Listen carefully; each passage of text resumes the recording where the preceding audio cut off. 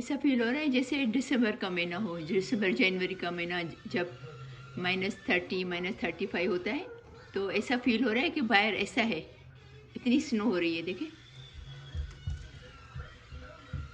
I think ये break जो है वो रिकॉर्ड ब्रेक हुआ है।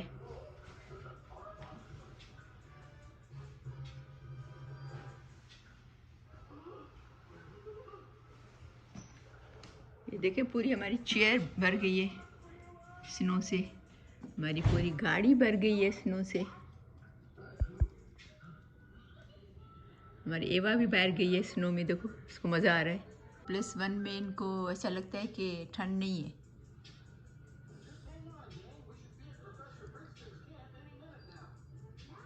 कितनी स्नो जमा हो गई है, देखिए, अच्छी खासी स्नो हुई है। इतनी तो दिसंबर और जनवरी में होती है।